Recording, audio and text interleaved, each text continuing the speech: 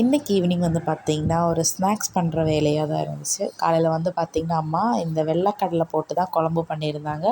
So அதை வேக வச்சுருந்தாங்க. அதில் கொஞ்சம் மாற்றி வச்சு நாங்கள் வந்து பார்த்திங்கன்னா ஒரு சாலட் மாதிரி பண்ணி சாப்பிட்ருந்தோம். ரொம்ப கலர்ஃபுல்லாகவே இருந்துச்சு.